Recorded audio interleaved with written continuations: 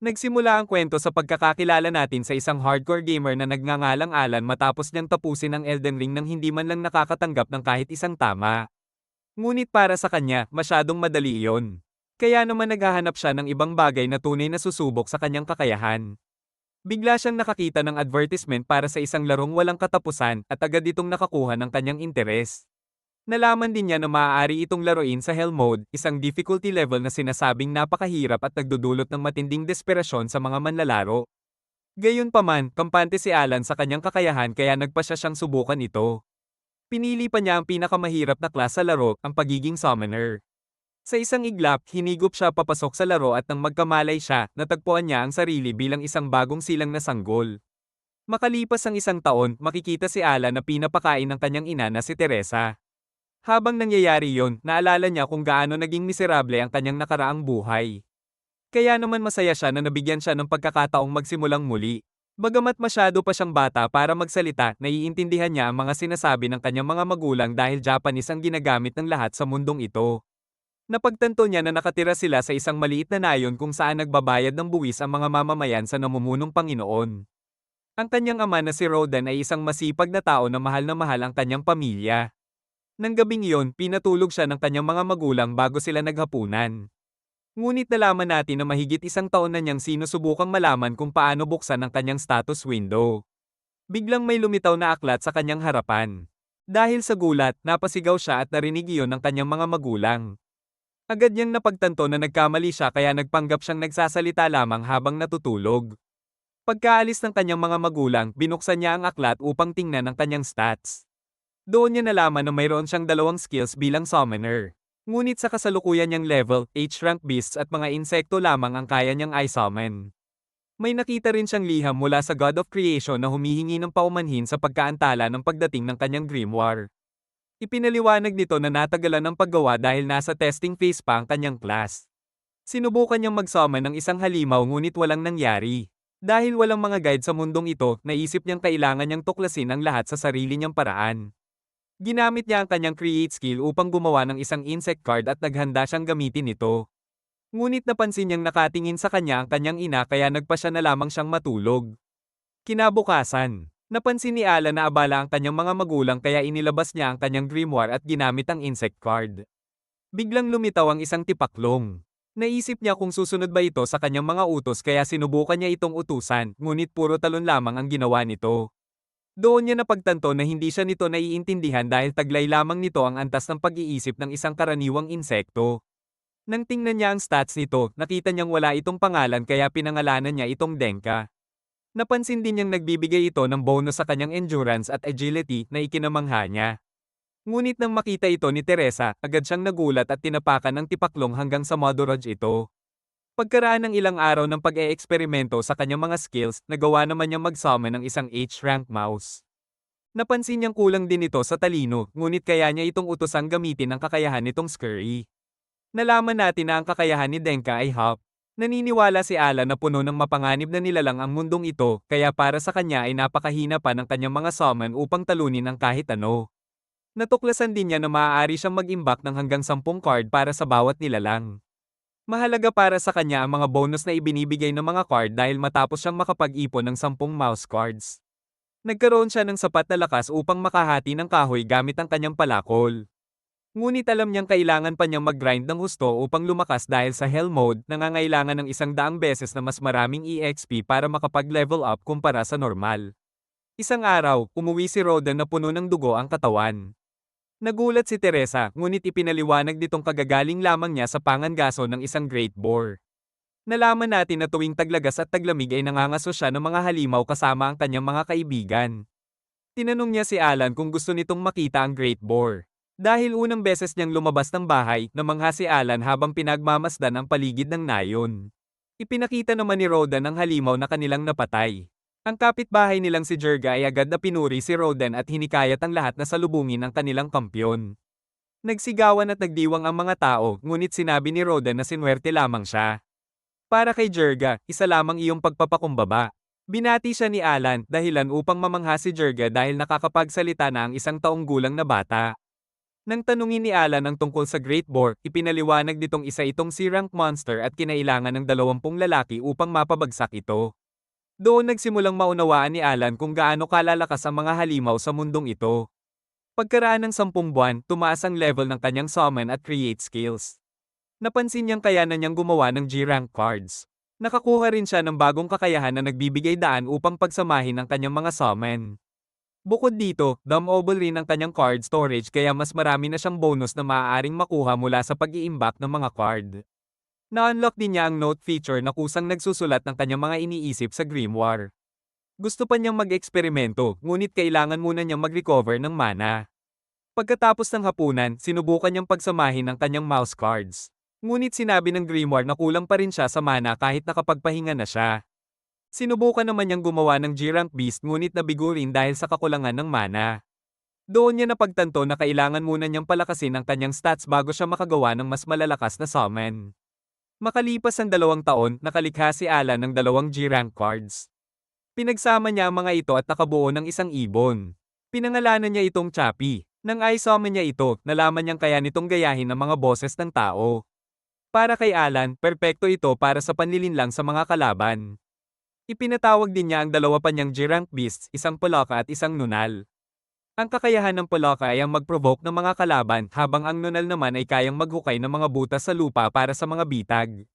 Iniisip ni Alan na kaya niyang dominahin ang laro sa pamamagitan ng pagmaster sa kanyang mga summon. Ngunit ilang sandali lang ay nahulog siya sa isa sa mga butas na hinukay ng kanyang Nunal. Di nagtagal, dumating ang oras ng kanyang laban sa kapitbahay niyang si Krena. Anak ni Jerga. Naglaro sila ng Dueling Knights. Ngunit madali siyang natalo ni Krena. Nagtaka siya kung bakit hindi niya ito masabayan kahit mas mataas dapat ang kanyang agility dahil sa mga bonus ng kanyang mga summon. Sa huli, muling nagwagi si Krena. Pagkatapos ng laro, sinabi ni Teresa kay Krena na umuwi na dahil gumagabi na. Tinulungan naman ni Alan ang kanyang ina na buhatin ang mga gulay nito dahil alam niyang buntis ito. Nang gabing iyon, inalok ni Alan ang kanyang mga magulang na tulungan sila sa pag-aani upang hindi na mapagod si Teresa. Ngunit sinabi ng kanyang mga magulang na makipaglaro na lamang siya kay Krena at sulitin ang kanyang pagkabata. Nagtaka si Teresa kung bakit lagi siyang naghahagis ng bato sa puno. Ipinaliwanag ni Alan na nagsasanay siya upang maprotektahan siya sakaling atakihin siya ng mga halimaw. Pinuri siya ni Rodan sa kanyang katapangan. Ngunit ang totoo, sinusubukan lamang ni Alan kung maaari siyang matuto ng ibang skills bukod sa summoning. Ikinwento rin ng kanyang mga magulang ang tungkol sa appraisal ceremony na gaganapin kapag 5 taong gulang na siya.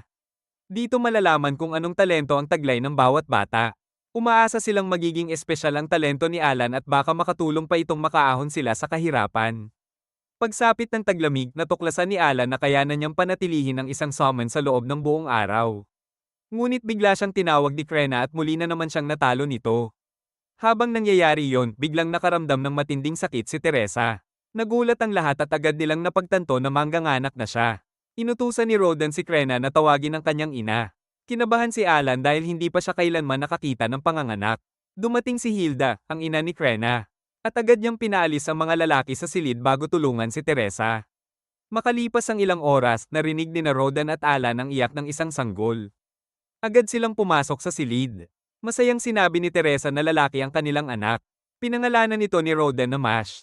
Habang pinagmamasdan ng kanyang bagong kapatid, naisip ni Alan na wala siyang pagsisisi sa pag-iwan sa kanyang nakaraang buhay. Noon, isa lamang siyang taluna na walang direksyon. Ngunit ngayon, nabigyan siya ng pangalawang pagkakataon. Kaya determinado siyang i-max out ang kanyang stats, yumaman, at baguhin ang kapalaran ng kanyang pamilya upang tuluyan nilang matakasan ang kahirapan. Pagsapit ng kanyang ika-5 kaarawan, tinanong ni Alan ang kanyang ama tungkol sa appraisal ceremony. Ipinaliwanag ni Rodan na lahat ng bata, mayaman man o mahirap, ay maaaring lumahok at ang kanilang talento ang magtatakda ng kanilang kinabukasan. Kasama sina Jerga at Krena, nagtungo sila sa isang nayon ng mga karaniwang mamamayan. Doon nila nakilala ang iba pang mga batang sasailalim sa pagsusuri. Ngunit narinig ni Alan ang ilang taong pinag-uusapan siya dahil isa siyang serf, ang pinakamahirap na uri ng mamamayan. Binati ng mga opisyal ang lahat ng kalahok at ipinaalala na mayroon ng mga bayani noon na nagsimula bilang mga serf. Dahil dito, malugod nilang tinatanggap ang mga bata mula sa lahat ng antas ng lipunan. Pagpasok nila sa gusali, napansin ni Alan ang mga rebulto ng mga Diyos na sinasamba ng mga tao. Isa rito ang God of Creation na si Elmea. Nagsimula ang seremonya. Ang unang kalahok ay ang anak ng pinuno ng nayon na si Palmes. Inilagay nito ang kanyang kamay sa kristal na bola at agad na lumitaw ang kanyang stats. Inanunsyo ng mga opisyal na mayroon siyang talento bilang merchant. Dahil dito, labis na ipinagmalaki siya ng kanyang ama. Sumunod ang isa pang bata. Ngunit sinabi ng mga opisyal na wala itong natatanging talento. Kaya emotional damage lang ang kanyang nakuha sa araw na iyon. Pagkatapos ay lumapit ang isang batang nagngangalang Dora. Nang hawakan niya ang kristal na bola, lumabas ang kanyang resulta. May talento siyang maging axe user. Masaya siya sa naging resulta at humanga si Alan dahil siya ang unang taong nakita niyang may A-rank attribute. Nang matapos ang iba pang mga bata, tinawag ng mga opisyal si Krena. Masigla itong tumakbo papunta sa kristal na bola at hinawakan iyon. Biglang nagliwanag ang buong silid. Namangha ang mga opisyal sa kanyang stats. Pagkatapos suriin ang resulta, inanunsyo nilang taglay ni Krena ang talento upang maging isang Sword Lord, isa sa pinakamakapangyarihan at pinakaprestihiyosong klase sa buong mundo. At nang marinig iyon ng lahat, agad silang napahanga sa pambihirang talento ni Krena. Tuwang-tuwa si Jerga sa naging resulta at nagsimula siyang magdiwang, ngunit sinabi ng mga opisyal na si Alan na ang susunod. Lumapit si Alan sa kristal na bola habang iniisip na ipapakita nito na isa siyang summoner. Ngunit nang hawakan niya ito, biglang kumislap ang matinding liwanag at natamba siya.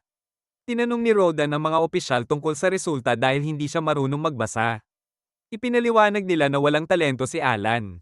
Napansin ni Alan na lahat ng kanyang stats ay nasa I-rank, ngunit wala siyang maintindihan sa nakasulat sa bahagi ng kanyang talento. Inisip niyang baka isa itong text glitch at sinisi niya ang mga developer dahil hindi nila naayos ang mga bug bago ilabas ang laro. Gayunpaman, tanggap ni Rodan ang resulta at sinabi niyang oras na para umuwi sila. Pagbalik nila kay Teresa, sinabi ni Rodan kay Alan na hindi mahalaga kung wala siyang talento dahil mananatili siyang ipinagmamalaki nilang anak. Alam ni Alan na mahirap lamang sila, ngunit masaya pa rin siya na sa pamilyang ito siya ipinanganak dahil mahal na mahal siya ng kanyang mga magulang. Kinagabihan, pinag-isipan ni Alan ang naging resulta ng pagsusulit. Naniniwala siyang I-rank ang lahat ng kanyang attributes dahil siya lamang ang naglalaro sa Hell Mode. Sa tingin niya, lahat ng batang sumailalim sa appraisal ay nasa level 1 pa lamang at ipinapakita ng rank system kung gaano kalaki ang magiging paglago nila habang nagel level up. Ngunit dahil 100 beses na mas mabagal ang kanyang progreso, hindi na ipakita ng appraisal ang tunay na halaga ng kanyang stats. Para sa kanya, sapat na ang ganitong sistema upang mawalan ng pag-asa ang ibang manlalaro. Gayunpaman, determinado pa rin siyang tapusin ang laro. Kinabukasan, bumisita si Alan at ang kanyang pamilya kina Krena. Binati ni Teresa si Krena dahil sa pagkatuklas ng kanyang talento. Iminungkahi naman ni Hilda na magdiwang sila sa pamamagitan ng pag-inom, ngunit tumanggi si Rodan. Naisip tuloy ni Alan kung nagseselos ba ito. Alam niyang masaya naman si Rodan para kay Jerga dahil napakaganda ng talento ni Krena. Ngunit biglang tinanong ni Jerga kung bakit tila gusto ni Rodan na putulin ang ugnayan nila. Nagulat ang lahat sa sinabi nito. Ipinaliwanag ni Rodan na kailangan niyang gawin iyon dahil malapit nang mapasama si Krena sa hanay ng mga maharlika at hindi magandang makita itong nakikisalamuha sa mga surf. Napagtanto ni Alan na sinusubukan lamang ni Rodan na tulungan si Jerga kahit hindi naman ito humihingi ng tulong. Dahil dito, nagsimula silang magtalo.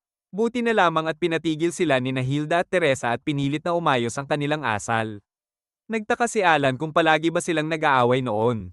Ipinaliwanag ni Hilda na pareho silang mainitan ng ulo at madalas mag-away noong bata pa sila. Ngunit simula nang magkaroon sila ng mga anak, naging mas mahinahon na silang dalawa. Ibinunyag naman ni Teresa na magkakaibigan silang apat mula pagkabata at sabay-sabay silang lumipat sa nayon kung saan nila itinayo ang kanilang mga bahay. Pagkaraan nito, nalaman ni Jerga na paparating ang Order of Knights upang makita si Krena. Dahil dito, nagtungo silang muli sa nayon ng mga karaniwang mamamayan. Tinanong ni Digora kung ano ang ginagawa roon ni Alan dahil para sa kanya ay hindi dapat naroon ang isang taong walang talento. Agad naman siyang ipinagtanggol ni Krena. Ngunit ipinaalala ni Digora na lahat ng attributes ni Alan ay I-rank.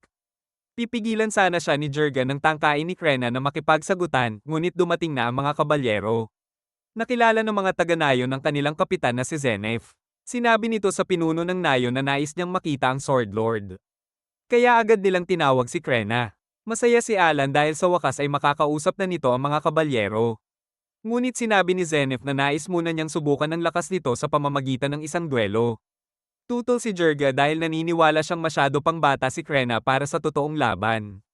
Nagduda si Zenef at sinabi na baka nagsisinungaling sila tungkol sa talento nito.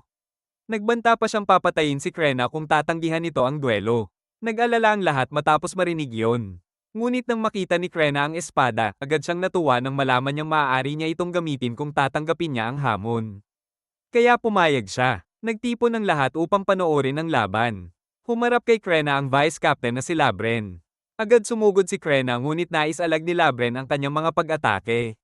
Namangha si Digora dahil nagagawa ni Krena na gamitin ang isang tunay na espada kahit halos kasing taas na nito ang kanyang katawan.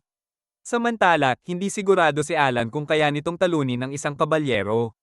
Biglang sinipa ni Labren si Krena at napaatras ito. Sinubukan ni Jurga na pigilan ang laban ngunit pinigilan siya ng ibang mga kabalyero. Napagtanto ni Alan na lamang si Labren sa parehong level at kasanayan. Gayunpaman, muling tumayo si Krena. Nagulat si Labren nang makita niyang naglalabas ito ng aura. Alam niyang gumagamit ito ng extra skill. Nagsimula siyang umatras habang muli siyang inaatake ni Krena. Pinilit niyang depensahan ang sarili ngunit isang malakas na hiwa ang tumama sa kanyang espada. At sa isang iglap, nahati ito sa dalawa. Ipinahayag ni Zenith na si Krena ang nagwagi. Nagpasalamat naman si Krena kay Labren para sa laban. Samantala, hindi pa rin makapaniwala si Labren na natalo siya ng isang batang babae. Pinuri ni Jurga ang kanyang anak. Napansin ni Zenith na nabasag pa nito ang espada ni Labren kaya naniwala siyang hindi peke ang talento nito. Humingi siya ng paumanhin sa kanyang naging asal. Inamin niyang kahanga-hanga ang talento ni Krena. Dahil dito, nais niyang pag-usapan ang kinabukasan nito kasama si Jurga at sinabi niyang maaari nitong isama ang kanyang mga kaibigan. Nagtipon silang lahat sa bahay ng pinuno ng nayon. Kasama ni Jurga sina Alan at Roden. Ngunit nagtaka si Alan kung bakit naroon din sina Digora at ang ama nito. Ipinaliwanag ni Zenith na ipinadala siya roon upang tiyakin kung tunay nga ang talento ni Krena. Pagkatapos ay sinabi niya sa pinuno ng nayon na papangalanan ang kanilang nayon bilang parangal kay Krena dahil nais itong parangalan ng Baron. Ipinaliwanag niya na 3 taon na ang nakalipas ay may ipinanganak ding Sword Lord sa isang marangal na pamilya. Ngunit hindi nito natugunan ng mga inaasahan ng lahat.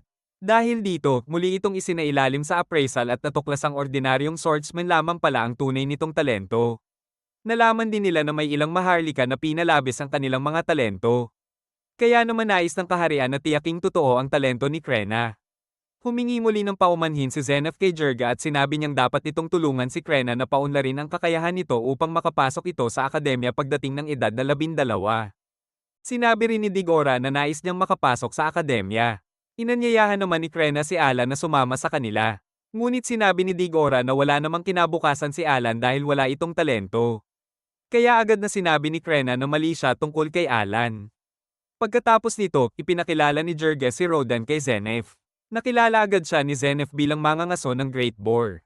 Ibinunyag pa nito na malaki ang respeto niya kay Rodan dahil isa na itong alamat sa kanilang nayon. Ipinaliwanag niya na paboritong kainin ng Baron ang karne ng Great Boar at ang kanilang nayon ang nagsusupply nito tuwing taglamig. Alam din niya kung gaano kapanganib ang trabahong iyon. Dahil dito, tinawag niya si Rodan na isang bayani. Doon lamang napagtanto ni Alan na kilala pala ang kanyang ama. Pagkatapos ng lahat ng iyon, umuwi na sila. Habang naglalakad, sinabi ni Rodan kay Alan na kahit ang mga serf ay maaaring kilalanin ng mga maharlika. Kaya dapat nilang ipagmalaki ang kanilang trabaho at patuloy na gawin ito ng buong puso. Makalipas ang ilang panahon, masayang napansin ni Alan na nag-level up ang kanyang summon skill. Nakakuha siya ng bagong kakayahan na tinatawag na enhanced na nagbibigay daan upang palakasin ang kanyang mga halimaw. Nalaman din niyang na-unlock na niya ang mga F-rank creatures. Gayunpaman, kailangan pa rin niyang pagsamahin ang mga ito upang makakuha ng mga bagong card. Excited siyang makita kung ano ang susunod niyang makukuha. Napansin din niyang nadagdagan ang kanyang card inventory mula 20 hanggang 30. Ibig sabihin, mas marami na siyang card na maaaring i-stock at mas marami ring buffs ang maaari niyang makuha. Nang gabing iyon, nalaman nating buntis na naman si Teresa. Tinanong ni Mash kung lalaki ba ang magiging sanggol. Ngunit sa tingin ni Teresa ay babae ito dahil hindi gaanong malakas sumipa. Iniisip naman ni Rodan kung ano ang magiging pangalan nito. Ngunit pinaalalahanan siya ni Teresa na nangako siya ang magpapangalan kung babae ang magiging anak nila. Napansin ni Alan na wala na ang peklat sa braso ni Rodan. Ipinaliwanag ni Rodan na nangyari iyon dahil nalampasan niya ang isang trial of the gods. Hindi alam ni Alan kung ano iyon kaya ipinaliwanag pa ng kanyang ama. Ayon kay Rodan, isa itong espesyal na pangyayaring minsan lamang maranasan habang nangangaso. Kapag nangyari ito, Bigla silang nakakatanggap ng lakas na nagpapagaling sa lahat ng sugat at nag-aalis ng pagod. Naging interesado si Alan dahil para sa kanya ay parang puzzle level up lang ito sa isang laro. Naniniwala rin siya na tiyak na mataas na ang level ni Roden dahil ilang taon na itong nangangaso ng mga boar. Napagtanto ni Alan na level 1 pa rin siya dahil hindi pa siya kailanman nakakalaban ng halimaw. Ngunit alam niyang hindi maaaring umalis ng nayo ng mga surf nang walang pahintulot maliban na lamang kung sasama sila sa pangangaso. Kaya sinabi niya sa kanyang ama na gusto niyang sumama sa isang pangangaso, ngunit tutol si Roden dahil delikado ito. Habang naghahanda si Alan para matulog, nakatanggap siya ng mensahe mula sa mga dev. Nakasaad doon na naayos na nila ang glitch na inireklamo niya noong appraisal ceremony. May kalakip din itong file na naglalaman ng kanyang tunay na stats. Nang makita niya ito, napagtanto niyang kasing talented siya ni Krena. Gayunpaman, magkaiba ang kanilang attributes dahil isa siyang summoner. Ginamit niya ang kanyang enhanced skill kay Donka at napalakas nito ang stats ng summon. Ngunit napansin niyang hindi naaapektuhan ng skill ang mga buff nito. Pagkatapos ay ipinatawag niya si Donka at napansing hindi naman nagbago ang laki nito. Ngunit nang makita ito ni Teresa, agad siyang nataranta at muli na naman niya itong nadodge. Kinabukasan, umalis si Rodan upang mangaso. Habang naglalaban naman si Alan, sinubukan niya ang isang bagong fusion combination na nagbigay sa kanya ng grass card. Masaya siya dahil pinapataas nito ang kanyang MP. Kaya agad niya itong ipinatawag upang makita ang itsura nito, ngunit nagulat siya nang malaman na isa pala itong mansanas. Nagpasya siyang pangalanan ito na Apo. Napansin din niyang hindi ito ginawa para sa pakikipaglaban. Ngunit nakita niya na mayroon itong kakayahang tinatawag na aroma. Inutusan niya si Apo na gamitin ito. Agad nitong ibinaon ng sarili sa lupa at naging isang maliit na punla na naglalabas ng mabangong amoy na parang essential oil. Ngunit napansin niyang papalapit ang kanyang ina. Kaya agad niya itong inutusang bumalik sa anyong card, ngunit hindi ito gumana. Pagdating ni Teresa, sinabi nitong napakabango ng amoy sa paligid. Dahil dito, napaisip si Alan kung amoy lang ba talaga ang silbi ng summon na ito. Nang muli niyang labanan si Krena, wala pa rin siyang laban dito. Ngunit sinabi ni Krena na malaki na ang kanyang ipinagbago. Kaya sinuri niya ang kanyang stats at nalaman niyang umabot na sa level 3 ang kanyang sword mastery. Naisip din niyang mas lumakas siya dahil sa mga bago niyang buff. Pagkatapos noon, nagsimula siyang maghagis ng mga bato sa isang puno dahil gusto niyang pataasin ang level ng iba pa niyang skills. Ngunit wala namang nangyari kaya naisip niyang nagsasayang lamang siya ng oras. Napansin niya si Mash na nakatingin sa mga pawn lang ipinatawag niya. Dito natin nalaman na pinapabilis ng mga ito ang pagre-recover ng kanyang mana kaya mas marami siyang nagagawang spell bawat araw. Pagsapit ng gabi, nakita nating inuuwi ng mga surf si Roden. Agad na napansin ng kanyang pamilya na sugatan ito. Ipinaliwanag ni Jurga na gumamit sila ng healing herb upang mapanatili itong buhay. Nagtaka si Teresa kung paano nila nakuha iyon dahil alam niyang napakamahal nito. Kaya sinabi ni Jurga na ginamit niya ang gintong baryang ibinigay sa kanya ni Zen. Kasabay nito, sinisisi ng mga mangangaso ang mga commoners sa nangyari. Nagising naman si Mash at nagsimulang umiyak. Kaya pinaalis ni Jurga ang mga tao dahil kailangan ng pamilya ni Rodan ng katahimikan. Nagtaka si Alan kung bakit sinisisi ng lahat ang mga commoner. Ipinaliwanag ni Jurga na ilang araw bago ang pangangaso ay ipinatawag ng mga pinuno ang mga surf at inutusan silang payagang sumama ang mga commoner dahil gusto rin ng mga itong magkaroon ng parte sa karne. Nabalitaan kasi ng mga commoner kung paano tinawag ni Zen na bayani si Roden. Dahil dito, inisip nilang magiging ligtas sila hanggat kasama nila ito. Ngunit kalaunan ay nalaman nilang puro baguhan ng mga ito at hindi man lamang nila sineryoso ang kanilang pagsasanay. Sa mismong pangangaso, ibinigay ni Jurga sa kanila ang pinakamadaling gawain, ang gambling lamang ang boar. Ngunit nagkamali pa rin sila at nasira ang buong plano. Muntik nang mapatay ang isa sa kanila kaya agad na sumugod si Rodan upang iligtas ito. Ngunit siya naman ang nauwi sa pagkakasugat. Ikinwento rin ni Jurga na napatay naman nila ang boar at dadalhin niya ang bahagi ni Rodan sa kanilang bahay. Habang nakikinig si Alan, napaisip siya na wala pa rin siyang nagagawa upang makatulong sa kanyang mga magulang. Kinabukasan, tuluyan ng nagkamalay si Rodan at natuwa ang lahat dahil nakaligtas ito. Ngunit napagtanto ni Alan na puro pagpapalakas lamang ng sarili niyang stats ang pinagkakaabalahan niya. Alam niyang nahihirapan ng kanilang pamilya upang mabuhay. At bilang panganay ay pakiramdam niya na kailangan na niyang tumulong. Maya-maya ay dumating si Jurga dala ang parte ni Rodan sa karne. Nangako itong aalagaan sila habang nagpapagaling si Rodan. Ngunit humingi si Alan ng pahintulot na siya na muna ang pumalit sa kanyang ama dahil gusto niyang siya mismo ang magprotekta sa kanilang pamilya. Tinulungan niya ang ibang mga surf sa pag-iigib ng tubig. Akala ng lahat ay hindi niya mabubuhat ang mga balde dahil masyadong mabigat ang mga ito, ngunit madali niya itong nabuhat. Hindi makapaniwala ang lahat sa kanyang lakas. Naisip ni Alan na hindi na niya kailangang magkunwari dahil hinahangaan na rin naman ng lahat si Krena. Kaya wala nang masama kung mapansin man siya ng iba. Dito rin natin nalaman na inilaan niya ang lahat ng kanyang bulk sa physical stats kaya naging napakalakas niya. Kinailangan niyang alisin ang kanyang MP buffs upang makapag-focus sa pagtulong sa kanyang pamilya. Ipinakita ni Jirga kung paano mag-ani ng mga patatas at sinabing kakailanganin niyang gamitin ang dalawang kamay. Ngunit nagawa iyon ni Alan gamit lamang ang isang kamay. Dahil dito, lalong humanga si Jirga. Ipinaliwanag naman ni Alan na minana lamang niya ang lakas ng kanyang ama habang ipinagpapatuloy ang pag-aani ng mga patatas. Nakapuno siya ng 3 sako ng patatas. Ngunit alam niyang kalahati ng mga ito ay kailangang ibigay sa Baron. Dahil dito, napaisip siya kung sapat ba ang matitira upang makaraos sila sa taglamig. Biglang dumating ang pinuno kasama ang commoner na muntik nang mamatay noong pangangaso. Nagdala sila ng isang basket ng prutas para kay Rodan kaya nagpasalamat si Teresa sa kanila. Humingi ng tawad ang batang lalaki dahil sa naging pagkakamali niya. Ngunit sinabi ni Rodan na maging mas maingat na lamang siya sa susunod. Pinagalitan ni Teresa ang batang lalaki dahil sa pagiging pabaya nito at sinabing muntik na nitong ikapahamak si Roden. Ngunit masaya ang ibang mga surf dahil nakarecover na siya at agad nila itong inanyayahang sumama muli sa pangangaso. Pagkatapos noon, pumunta si Alan sa bukid at ipinatawag ang kanyang mga palaka. Plano niyang gamitin ang mga ito bilang pain upang makahuli ng ibon para sa hapunan. May nakita siyang ibong papalapit ngunit hindi iyon ang inaasahan niya dahil sapat ang laki nito upang kainin siya. Nang patayin nito ang kanyang mga palaka, napagtanto niyang isa itong Albaharon. Hindi siya sigurado kung kaya niya itong talunin dahil isa itong B-rank na nilalang. Ngunit alam niyang tumaas na ang kanyang stats at hindi siya natatakot haminin ito dahil isa siyang hardcore gamer. Agad siyang sumugod at hinampas ito sa ulo, ngunit siya naman ang napatumba nito. Ipinatawag niya ang kanyang mga aso upang umatake rito. Nakagat nila ang Albaharon, ngunit nanaig pa rin ito sa kanila. Napagtanto ni Alan na hum-ina siya dahil nawawala ang kanyang mga buff kapag natatalo ang kanyang mga summon. Pinilit niyang makatayo habang sinusubukan ng Albaharon na tapusin siya. Naisip niya kung mamamatay na ba talaga siya. Mabilis niyang ipinatawag ang kanyang mga bulate upang higupin ang enerhiya nito. Habang inaabala ito ng kanyang mga aso, nagawa niyang tamaan ito sa ulo at mapatay.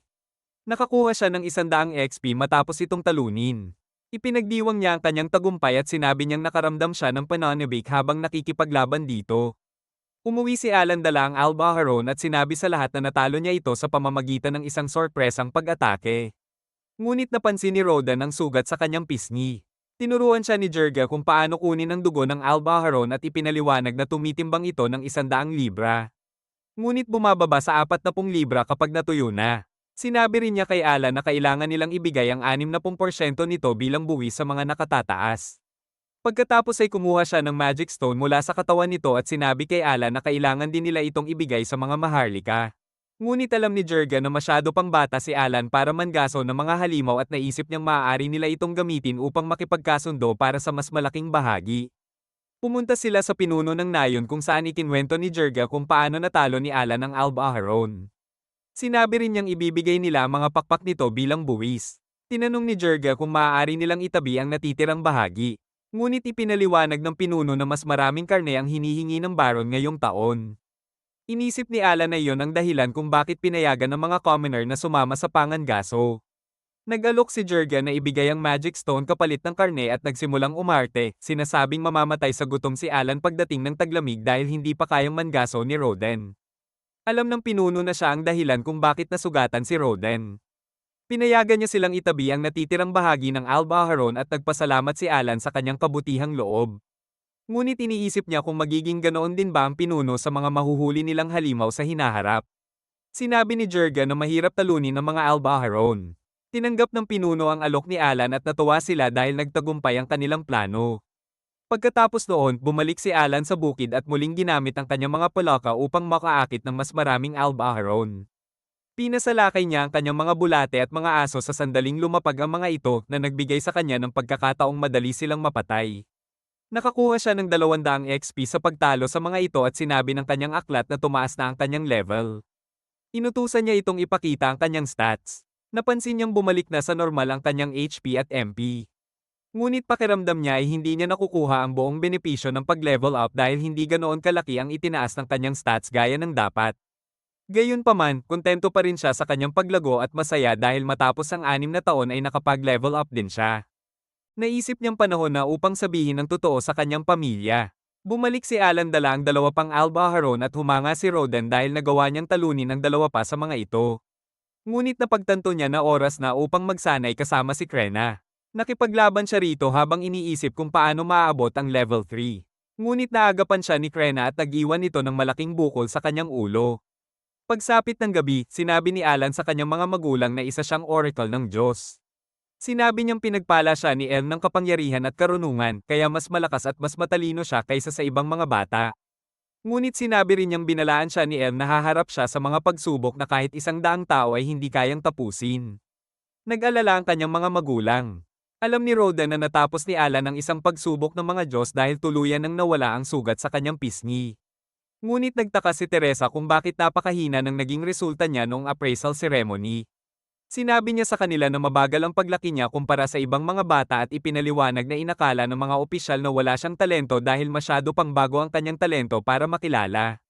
Nagtaka si Rodan kung anong klaseng talento ang mayroon siya, ngunit nagkunwari si Alan na hindi niya alam dahil iniisip niyang maaaring magkamali ang isipin ng mga tao kapag nalaman nila kung paano gumagana ang kanyang mga skill. Tinanong ni Rodan kung ano ang plano niyang gawin pagkatapos.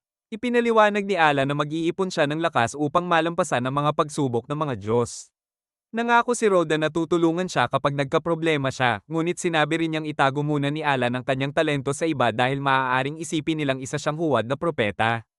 Pagsapit ng taglamig, pumunta si Alan sa nayon kasama si Jurga na balak siyang turuan kung paano ipagpalit ang karne ng Albaharon. Nagtaka si Alan kung ano ang pinagkaiba ng mga commoner at mga serf. Ipinaliwanag ni Jurga na hindi naangkop sa mga commoner ang 60% na buwis dahil nakatakda lamang ang binabayaran nilang halaga ng ginto bawat taon. Tinanong ni Alan kung paano sila nagiging commoner. Ipinaliwanag ni Jurga na kailangan nilang magbayad ng 10 gold coin para sa bawat miyembro ng kanilang pamilya. Ngunit may mga balita rin na maaaring gantimpalaan sila ng mga baron sa pamamagitan ng pagtaas ng kanilang katayuan sa lipunan. Pumunta sila sa isang tindahan kung saan tinuruan ni Jurga si Alan kung paano makipagkalakalan at kumuha sila ng mga supply na kakailanganin nila upang mabuhay sa taglamig. Kinabukasan, bumalik si Alan mag-isa sa nayon dahil gusto niyang mangalap ng impormasyon. Tinanong niya ang presyo ng mga bagay habang nakikipagpalitan siya sa mga negosyante. Napagtanto niyang ang isang bundle ng Albaharon jerky ay katumbas ng isang silver coin. Dahil ang isang gold coin ay katumbas ng 100 silver coin. Kailangan niyang manghuli ng 500 Albaharon upang maiangat ang katayuan ng kanyang pamilya. Pumunta si Alan sa isang tindahan ng mga halamang gamot ngunit hindi niya nakita ang gamot na ginamit ni Jurga upang iligtas si Rodan. Kaya tinanong niya ang nagtitinda tungkol sa Muller's Flower. Ipinaliwanag ng nagtitinda na hindi siya nagbebenta nito dahil naiinis pa rin siya sa bulaklak na ibinente niya kay Jurga. Tinanong ni Alan kung ano ang nangyari. Ikinwento ng lalaki na humingi si Jurga ng kanyang pinakamahusay na gamot. Sinabi niya kay Jurga na nagkakahalaga ito ng 5 gold coin, ngunit nakiusap si Jurga na ibenta ito ng 3 dahil kailangan niya ito upang iligtas ang kanyang kaibigan. Dahil sa pagpupumilit ni Jurga, ibinigay na lamang ng lalaki ang gamot at nagbayad si Jurga ng 3 gold coin. Ngunit iniisip pa rin ng lalaki na hindi magandang kasunduan iyon dahil siya ang natalo sa huli. Binigyan siya ni Alan ng isang bundle ng Albaharon jerky ng libre dahil nailigtas ng bulaklak ang buhay ng kanyang ama. Pagkatapos noon, nakita ni Alan ang isang tindahan na nagbebenta ng mamahaling mga bagay, ngunit biglang tinawag siya ni Dora at sinabi nitong pag-aari ng kanilang pamilya ang tindahan. Aalis na sana si Alan, ngunit biglang hinampas siya ni Dora at sinabi na hindi siya makakaalis hanggat hindi siya pumapayag na maging minion nito. Hinamon siya ni Alan sa isang laban. Agad na kinuha ni Dora ang kanyang pamalo, ngunit naiwasan ni Alan ang kanyang mga atake at napagtanto niyang hindi siya may kukumpara kay Krena. Sumugod si Alan at inagaw ang pamalo nito. Habang umaalis siya, sinabi ni Alan na babalik siya upang makipagkalakalan sa tindahan, ngunit naiinis si Dora dahil natalo siya sa laban. Pagsapit ng gabi, nakita nilang gumaling na si Rodan, kaya natuwa si Alan. Ngunit sinabi ni Teresa sa kanya na huwag niyang pilitin ang sarili. Makalipas ang ilang panahon, nakita si Dora na sumugod kay Alan. Madali niyang naiwasan ang mga atake nito, kaya nagtaka si Dora kung bakit hindi niya ito matamaan. Tinuruan ni Krena si Mash kung paano lumaban. Sinabi ni Mash kay Alan na gusto niyang lumaban gamit ang pamalo, kaya naisip ni Alan na maaaring mayroon siyang talento bilang spear user. Pagsapit ng gabi, nakita ni Alan si Teresa na inaalagaan ng kanyang kapatid na si Mila.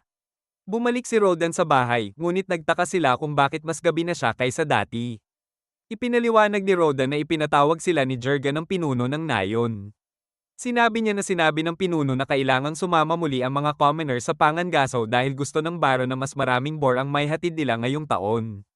Ipinaliwanag ni Jurga na mas maraming surf ang i-recruit kung hindi nila maaabot ang kanilang kota. Alam ni Alan na maaaring dumami ang tao sa nayon at ayaw ng lahat na mangyari iyon. Kaya sinabi ni Rodan na kailangan nilang mas madalas manghuli. Ngunit ipinaliwanag ni Alan na kahit maabot nila ang kota, patuloy lamang itong tataasan ng baron hanggang sa maging imposible na itong maabot at mauuwi lamang iyon sa mas maraming surf sa nayon. Kaya sinabi niyang dapat na lamang nilang payagan ang mga commoner na sumama sa Pangangaso. Tutol si Jurga dahil alam niyang wala silang silbi. Ngunit ipinaliwanag ni Alan na kailangan lamang nila ng pagsasanay at sinabi niyang pinagpala siya ng karunungan ni Elm. Kaya alam niya kung ano ang dapat nilang gawin. Nakipagkita sila sa ibang mga mangangaso at sinabi ni Rodan na sasama si Alan bilang kanilang strategist ngunit hindi siya makikipaglaban. Nalaman na hindi niya napapayag si Rodan na hayaan siyang manghuli, ngunit iniisip niyang ayos lang iyon basta matulungan niyang sanayin ang mga commoner dahil ayaw niyang masugatan muli si Rodan. Umalis na sila at nakita ni Alan ang White Dragon Mountains kung saan sinasabing may nakatira na mythical creature. Dumating sila sa kagubatan kung saan sinabi ni Rodan sa lahat na pumwesto. Nagtago si Alan sa likod ng puno at nakita niyang may boar na sumugod. Hinarang ito ni Jurga at ng kanyang mga tauhan gamit ang kanilang mga sibat habang pinipigilan naman ito ng grupo ni Rodan. Alam ni Alan na ginagamit na nila ang estratehiyang ito sa pangangaso ng mga boar sa loob ng 10 taon. Naisip ni Alan na mali ang gawing panggulo lamang ang mga commoner, kaya isinama niya sila sa strike team. Inutusan niya silang umatake, at tumulong silang sumaksak sa boar. Napansin nilang lumakas sila dahil nakumpleto nila ang isang pagsubok ng mga Diyos. Alam ni Alan na nakakuha sila ng maraming XP sa pagkatalo ng boar dahil isa itong si rank na halimaw, ngunit napagtanto niyang wala siyang nakuha dahil hindi siya bahagi ng laban. Pagkatapos noon, nakita si Alan na tumutulong sa mga surf sa pag-igib ng tubig. Tinanong nila kung sasama siya sa Pangangaso. Ipinaliwanag niyang sasama siya bilang tagamasid, ngunit sinabi rin niyang gusto niyang gumamit ng sibat. Alam nilang hindi iyon papayagan ni Rodan at sinabi ng isa sa kanila na isa siyang magkakatay. Kaya sinabi ni Alan na may trabaho siya para rito. Ipinakita niya sa magkakatay ang mga Albaharon at inalok itong kunin ang bahagi nito kung hihiwin nito ang mga iyon dahil gusto niyang ibenta ang karne. Pumayag ang magkakatay dahil maganda ang alok. Nalaman din na kinuha ni Alan ang serbisyo nito dahil alam niyang mahal ang mga magkakatay sa bayan. Muling nakita si Alan kasama ang mga mangangaso at may panibagong grupo ng mga commoner na sumama sa Pangangaso dahil gusto niyang lumakas sila. Iniisip niya na mas bibilis ang Pangangaso kung lalakas ang mga commoner dahil makakabuo sila ng isa pang grupo. Ngunit nagtaka siya kung bakit mas maraming boar ang hinihingi ng baron dahil hindi naman niya nakikitang may kakulangan sa pagkain. Nakita ng mga mangangaso ang isang paparating na boar, kaya ginamit nila ang dati nilang estratehiya at hinayaan ang mga commoner na tumapos rito. Pakiramdam nila ay muli nilang nalampasan ng isang pagsubok ng mga Diyos. Ngunit nakita rin na nag-level up si Alan dahil ipinatawag niya si Dina at hinayaang mapatay ito. Napagtanto niya na dahil napatay ng boar ang isa sa kanyang mga summon, naging bahagi na rin siya ng laban. Humingi siya ng tawad kay Dina habang ipinagdarasal ang kaluluwa nito. Makalipas ang 3 buwan, nakita si Alan kasama si Krena habang pauwi sila mula sa bahay ng pinuno ng nayon. Nalaman na binigyan siya ng regalo ng pinuno dahil tinulungan niya silang maabot ang kanilang kota. Sabay-sabay na naghapunan ng kanilang mga pamilya at sinabi ni Rodan na maayos ang takbo ng lahat dahil sa plano ni Alan. Napansin ni Jurga ang alak kaya sinabi ni Alan na regalo iyon ng pinuno. Gustong inumin ni Jurga at Rodan ng alak kaya ipinaalala ni Alan na pag-aari niya iyon. Ngunit sinabi niyang maaari nila itong makuha kung matatalo nila siya sa arm wrestling. Ipinaliwanag niya na kailangan nila siyang payagang mangaso kapag siya ang nanalo. Kumpiyansa silang matatalo nila siya kaya tinanggap nila ang kanyang kondisyon. Humarap si Alan kay Jurga na naniniwalang wala siyang pag-asang manalo. Ngunit nalaman na level 6 na si Alan at inilaan pa niya ang kanyang mga buff sa attack power. Nagsimula ang laban at nagkalamang si Jurga. Ngunit nanaig si Alan at nanalo sa laban. Napagtanto niya na nasa pagitan ng 150 at 200 ang attack power ni Jurga. Habang magkahawak sila ng kanyang ama, napansin niya na makapal ang kalyo sa mga kamay ni Rodan dahil sa tindi ng pagtatrabaho nito. Nang magsimula ang laban, ibinigay ni Alan ang lahat ng kanyang makakaya. Ngunit hindi nagpigil si Rodan at madali niyang natalo si Alan. Napagtanto ni Alan na lampas 300 ang attack power ng kanyang ama. Kaya inamin niya ang pagkatalo. Kinuha ni Rodan ang alak at nakipag-inuman kay Jerga. Iniisip ni Alan na nasa si rank ang lakas ni Rodan. Sinabi ni Rodan na hindi siya mahina, ngunit hindi siya maaaring manghuli ng boar hanggat hindi niya ito natatalo. Makalipas ang ilang buwan, muling nag-level up ang summon skill ni Alan. Habang tinitingnan niya ang kanyang stats, napansin niyang na-unlock na niya ang E-rank creatures. Nadagdagan din ng 10 ang kanyang card inventory na nangangahulugang mas marami na siyang magagamit na buff. Naisip niyang punuin ito ng mga F-rank card, ngunit napansin niyang mayroon siyang bagong skill na tinatawag na storage. May nakita siyang butas sa kanyang libro at napagtanto niyang maaari siyang maglagay ng mga bagay doon. Ngunit nagtaka siya dahil walang limitasyon ng dami ng bagay na maaari niyang ilagay sa loob nito.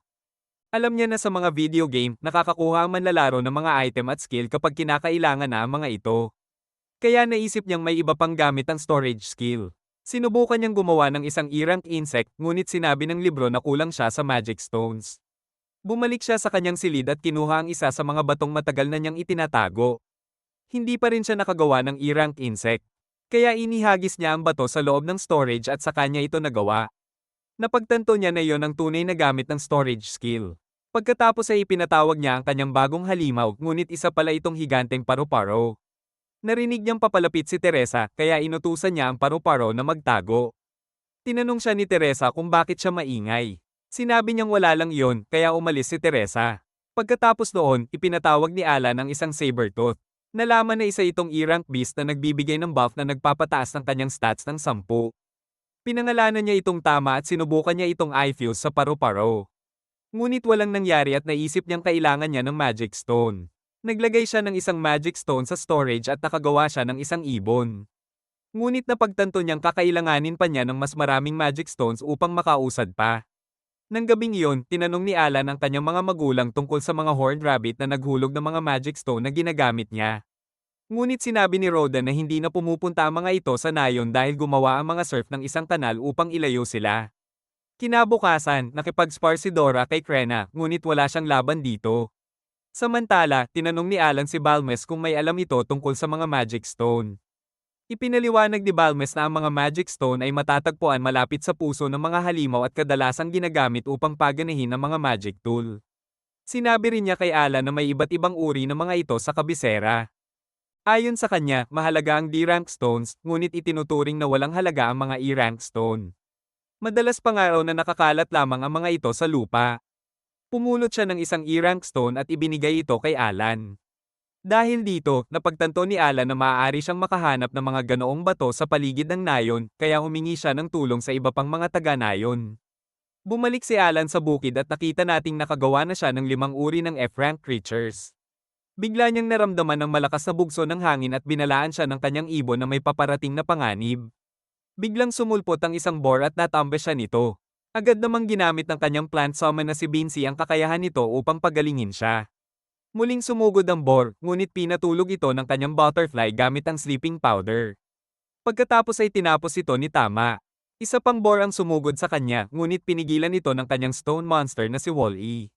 Naisip ni Alan kung gaano kahusay ang kanyang mga halimaw. Ngunit hindi pala talaga nangyari ang lahat ng iyon dahil iniisip lamang niya ang mga posibleng sitwasyon. Gayunpaman, naunawaan niya ang papel ng bawat uri ng summon. Ang mga insect type ay para sa paglalagay ng debuff. Ang mga beast type ay nakatuon sa pag-atake. Ang mga bird type ay para sa pangangalap ng impormasyon. Ang mga grass type ay may kakayahang magpagaling. Samantalang ang mga stone monster ay para sa depensa. Dahil dito, napagtanto ni Alan na napakalakas ng mga summoner dahil kaya nilang gampanan ang halos lahat ng tungkulin sa isang party. Pagkaraan nito, sinabi ng pinuno kina Rodan at Jerga na bibisita ang Baron dahil nais nitong makita kung paano sila manghuli ng mga boar. Nagtaka si Rodan kung bakit pinapasama ng pinuno si Alan. Ipinaliwanag ng pinuno na kailangan nila ng tour guide para sa Baron at naniniwala siyang si Alan ang pinakaangkop para rito dahil mas matalino siya kaysa sa ibang mga bata. Ayaw sana ni Alan, ngunit alam niyang kakailanganin pa niya ng 10 taon ng pangangaso bago siya maging isang commoner. Naalala rin niya na may kapangyarihan ng Baron na itaas ang katayuan ng isang tao. Makalipas ang isang buwan, dumating si Baron Gran at sinalubong siya ng pinuno. Humingi ng paumanhin si Baron Gran sa pagtaas ng kota para sa karne ng boar dahil alam niyang naging mas mahirap ang buhay ng mga mangangaso dahil dito. Ipinaliwanag niyang utos iyon ng hari kaya wala siyang nagawa. Ngunit isinisi niya ang mungkahi sa isang viscount. Habang kumakain sila, tinanong ni Gran ang pinuno tungkol sa karne dahil napakasarap daw nito. Hindi agad nakasagot ang pinuno. Kaya si Alan ang nagpaliwanag na gumamit sila ng karne ng albehere na kanilang nahuli at hinaluan ito ng iba't ibang halamang pampalasa upang mas sumarap. Naging interesado si Gran kay Alan kaya tinanong niya ang pinuno tungkol sa pamilya nito. Ipinaliwanag ng pinuno na si Alan ay mula sa pamilya ng mga serf. Hindi makapaniwala ang anak ni Gran na si Celia na pinayagan nilang makisama ang isang serf. Ngunit sinabi ni Gran na hindi dapat maliitin ang mga serf dahil bahagi rin sila ng kanilang nasasakupan. Nag-alok si Zen na tulungan silang maabot ang kanilang kota dahil alam niyang mahirap manghuli ng 20 boar sa loob ng isang taon. Ngunit sinabi ni Alan na hindi iyon problema para sa kanila at ang kanilang magiging resulta ang magpapatunay na totoo ang kanyang sinasabi. Kinabukasan, nagtungo si Gran sa kagubatan at umakyat sa isang watchtower. Ipinakita ni Alan ang mga mangangaso at ipinaliwanag na ginawa nila ang kanilang mga baluti mula sa mga labi ng mga boar na kanilang nahuli. Naghahanap naman ng boar ang bait team habang ipinaliwanag ni Alan na magaang ang kanilang kagamitan dahil mahalaga ang bilis para sa kanilang tungkulin. Gayunpaman, sinabi niyang maaaring matagalan bago sila makahanap ng target. Binanggit ni Zen na magpapadala ng tutor para tulungan si Krena dahil malapit na itong kumuha ng entrance exam sa akademya. Hindi maisip ni Alan si Krena na nag-aaral para sa pagsusulit. Maya-maya ay bumalik ang bait team kasama ang isang boar. Ginamit ni na Jerga at ng kanyang mga tauhan ang kanilang mga kalasag upang pigilan ito habang inatake naman ito ng ibang mangangaso gamit ang kanilang mga sibat. Tinawag ni Rodan ang flank spear team na umatake mula sa tagiliran habang siya naman ang sumaksak sa leeg ng boar upang tapusin ito. Nawala ng malay si Celia nang makita ang dugo. Humanga naman si Gran sa kanilang taktika at sinabi ni Zen na lumalaban sila na parang mga tunay na mandirigma. Biglang lumitaw ang dalawa pang boar. Inutusan ni Zen ang mga kabalyero na tumulong, ngunit sinabi ni Alan na hindi na iyon kailangan. Nahati sa dalawang grupo ang mga mangangaso at nagtulungan upang talunin ang dalawang boar. Lalong humanga ang lahat sa kanilang ipinakita. Sinabi ni Alan na wala silang magiging problema sa pag-abot ng kanilang kota. Pinaniwalaan siya ni Gran dahil nakapatay sila ng 3 boar sa loob lamang ng isang araw. Pagkatapos nito, sinabi ni Alan kay Gran na mayroon siyang 2 kahilingan.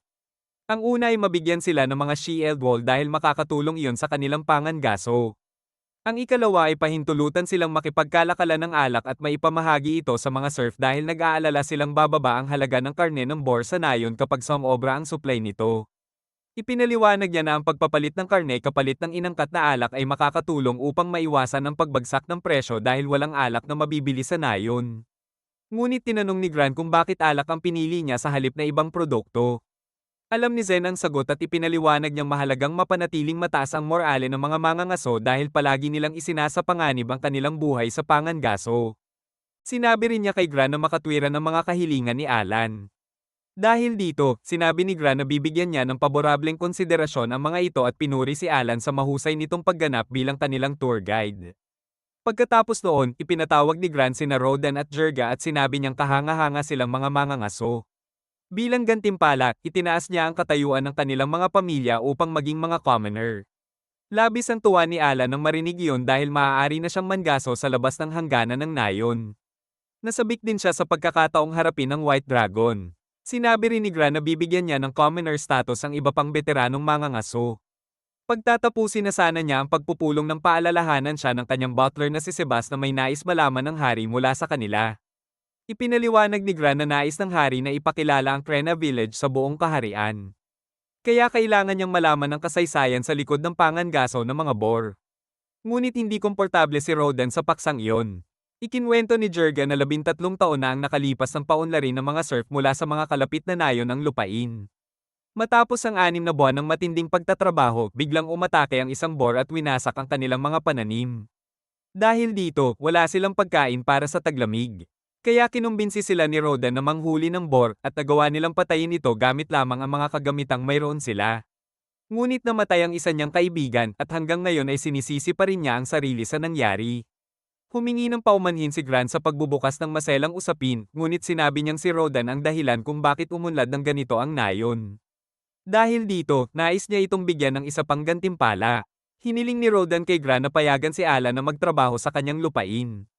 Kaya itinalaga ni Grant si Alan bilang manservant ng kanilang pamilya. Ngunit nalaman natin na ayaw ito ni Alan dahil mababawasan ang kanyang kalayaan. Nag-isip siya ng dahilan para tumanggi, ngunit nakita niyang umiiyak si Rodan sa sobrang tuwa at ayaw niyang sirain ang sandaling iyon. Kaya tinanggap niya ang posisyon. Nakita natin si Alan habang naghahanda siyang umalis sa kanilang tahanan. Hinamon niya si Krena sa isa pang huling laban. Nagsimula silang magduelo. Iniisip ng lahat na ito ang perpektong paraan para magpaalam sila sa isa't isa. Ngunit nagulat sila nang makita nilang nahihirapan si Krena laban kay Alan dahil mas mabilis itong kumikilos kaysa dati. Nalaman natin na nakakasabay na siya kay Krena dahil nakatuon ang kanyang mga buff sa agility. Alam din niyang pupunta si Krena sa akademya kapag umabot ito sa edad na 12. Kaya iniisip niyang maaaring hindi na sila magkita muli. Nagawa niyang talunin si Krena, ngunit sinabi niyang tabla lamang sila. Kaya kailangan nilang tapusin ang laban kapag muli silang nagkita. Inaasahan naman ni Krena ang susunod nilang duelo. Sinabihan siya ni Teresa na alagaan ang sarili. Nagsimulang umiyak si Mash. Ngunit sinabi ni Alan na kailangan itong maging matatag dahil siya ang magpoprotekta sa kanilang kapatid na si Mila. Nagpaalam ang lahat sa kanya. Pinasalamatan naman niya sila sa lahat ng ginawa nila para sa kanya.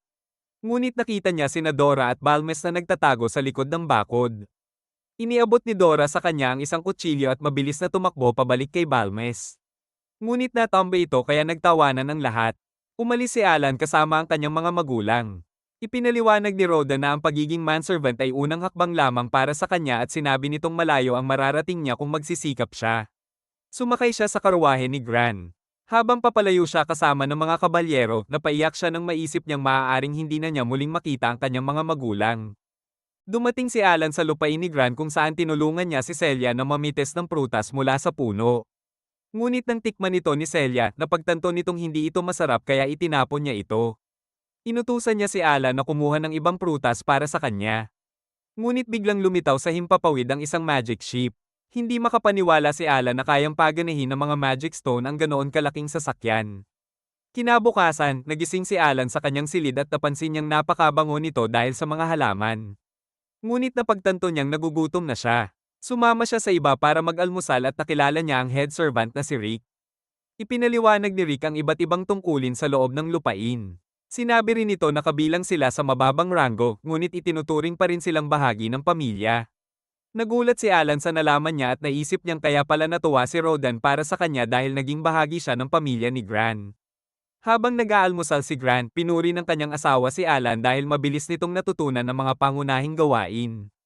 Inamin din niyang hindi niya inaasahang magiging mahusay ito dahil lumaki ito bilang isang serf. Ngunit sinabi ni Gran na walang talento si Alan. Dahil dito, muli siyang minata ni Celia at sinabi nitong isa siyang wizard habang ang kanyang nakatatandang kapatid naman ay isang swordsman. Sinabihan siya ni Gran na huwag ipagmayabang ang talento. Bigla namang umiyak ang isa pa niyang kapatid na si Thomas dahil wala rin itong talento kaya hindi ito makakasama sa kanyang mga kapatid sa akademya. Pinayuhan siya ni Gran na huwag malungkot at ipinaliwanag na maaari pa rin siyang pumasok sa Noble Academy sa kabisera. Ibinunyag din niyang doon siya nag-aral dahil wala rin siyang talento noon. Doon din niya nakilala ang kanyang asawa na ngayon ay tumutulong sa kanya sa pamamahala ng kanilang lupain. Lumabas si Alan sa kanyang libreng oras at nagtungo sa Adventurers Guild. Tinanong niya ang receptionist kung maaari siyang maging adventurer. Nang malaman nitong 8 taong gulang pa lamang siya, sinabi nitong kailangan muna niyang umabot sa edad na 12 bago siya makapagparehistro. Ngunit hindi sumuko si Alan sa kanyang balak na manghuli ng mga halimaw. Tiningnan niya ang bounty board, ngunit nilapitan siya ng isang adventurer na nagngangalang Raven. Sinabi ni Raven na hindi pa laruan ang lugar na yon. Nangako naman si Alan na aalis siya kung sasabihin ni Raven ang impormasyon tungkol sa mga halimaw. Ipinaliwanag ni Raven na habang mas lumalayo sa bayan, mas tumataas ang ranggo ng mga halimaw na naninirahan sa lugar.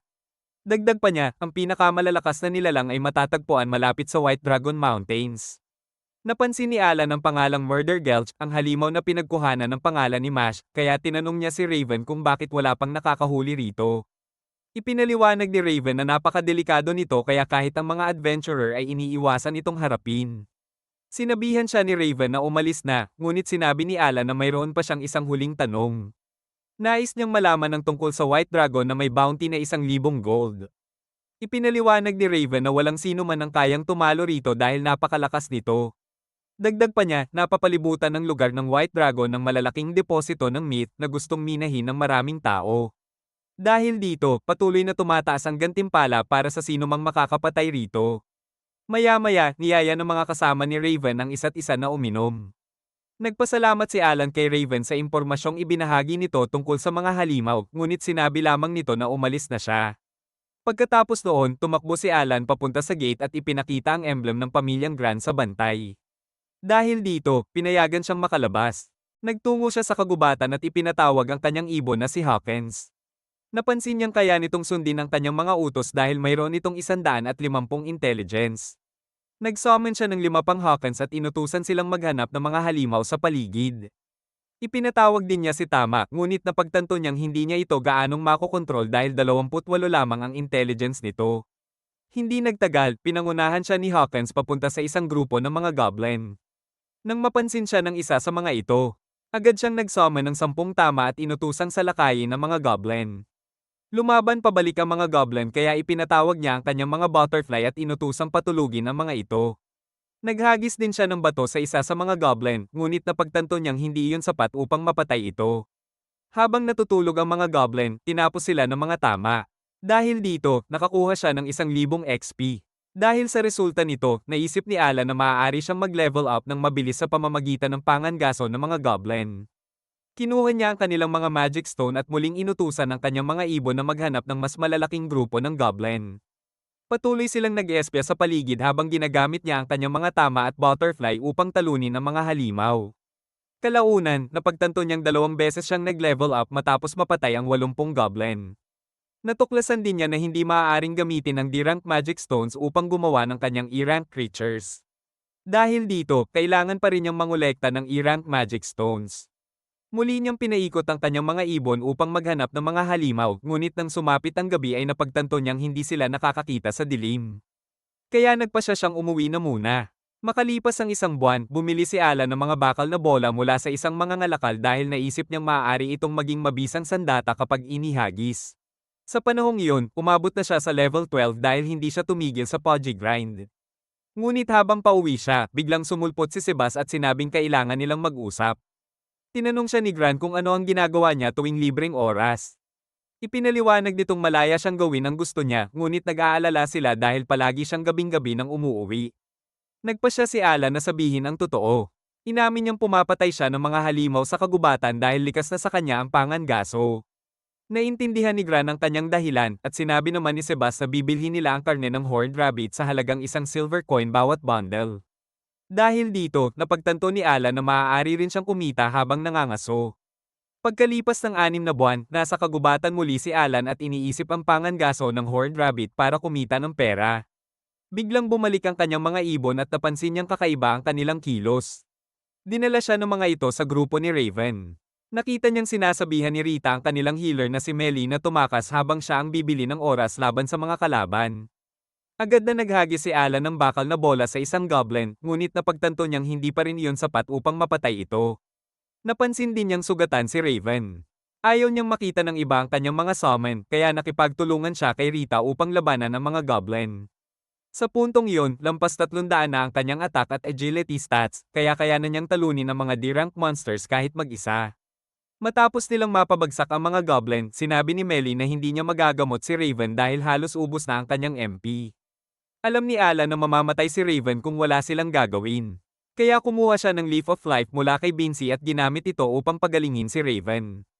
Nagpasalamat si Raven sa pagliligtas sa kanila at sinabing nais nilang suklian ang kanyang kabutihan. Bilang kapalit, hiniling ni Alan na huwag nilang sabihin kahit kanino ang nangyari at mangolekta sila ng 100 E-rank magic stones para sa kanya. Nagtaka sila kung bakit interesado siya sa mga batong iyon, ngunit pumayag pa rin sila at nagpaalam na. Naalala ni Alan kung paano inabot ng 1 buwan bago tuluyang gumaling si Roden matapos makatanggap ng Muller's Flower, samantalang agad na pinagaling ng Leaf of Life si Raven.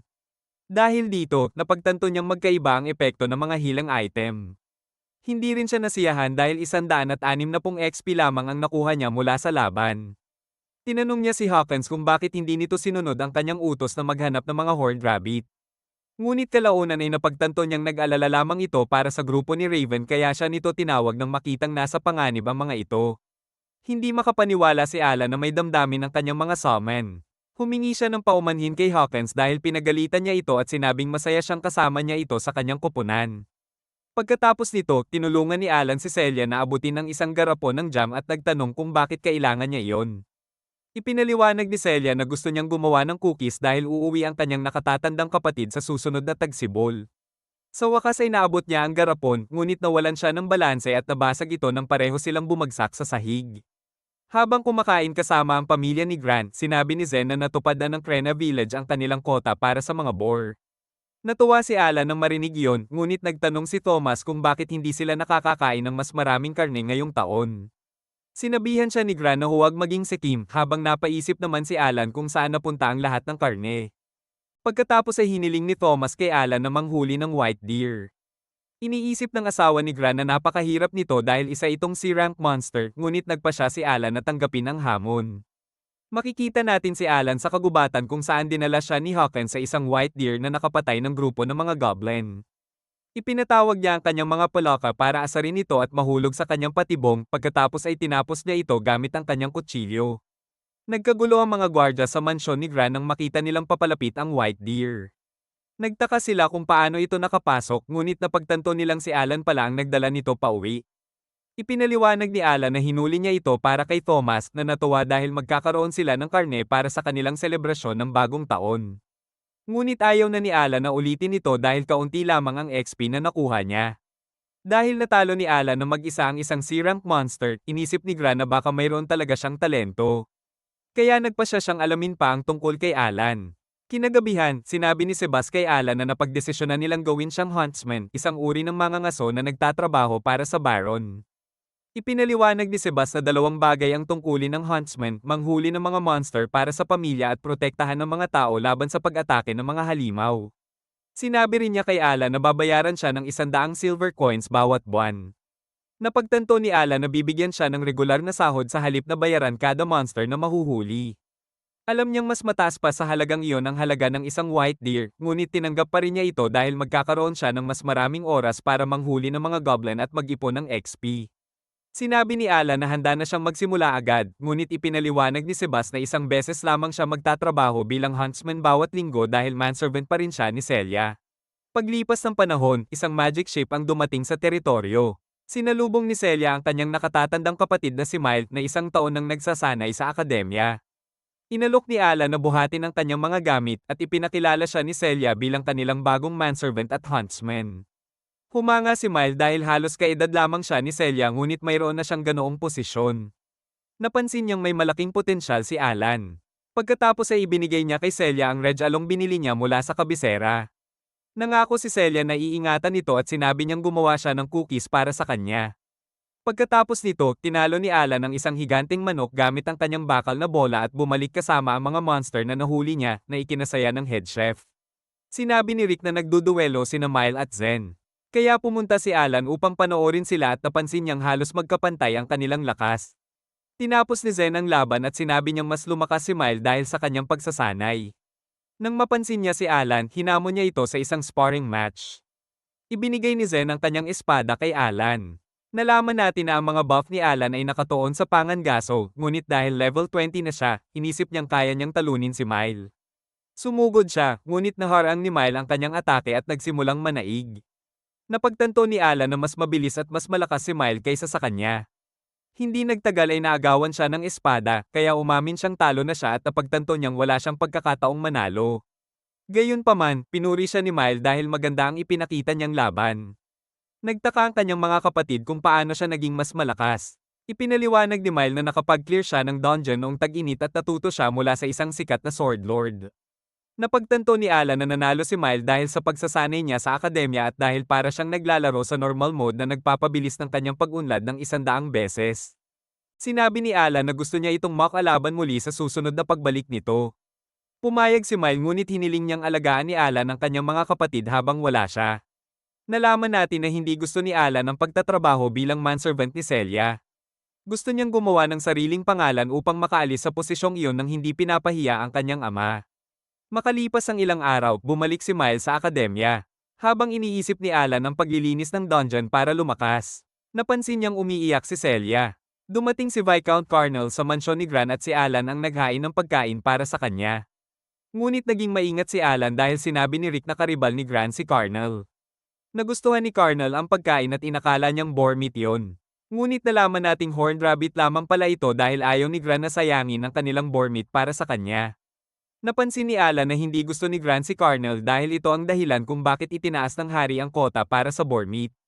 Ngunit ang mga karne ay ipinapadala lamang sa kabisera.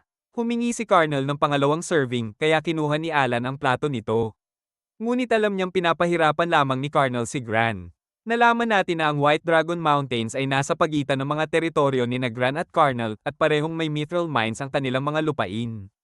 May pugad ang dragon sa magkabilang panig, ngunit naging aktibo ito kamakailan sa panig ni Gran kaya naghihirap ang kanilang ekonomiya dahil hindi sila makapagmina.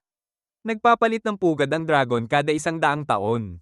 Kaya naranasan din ng pamilya ni Carnel ang parehong problema noon, ngunit ngayon ay sila ang may access sa mithril kaya mas mataas ang tingin niya sa sarili kumpara kay Gran. Sinabi ni Carnel na pumunta siya roon upang ibahagi ang resulta ng appraisal ceremony ng kanyang bunsong anak at ibinunyag niyang wala itong talento.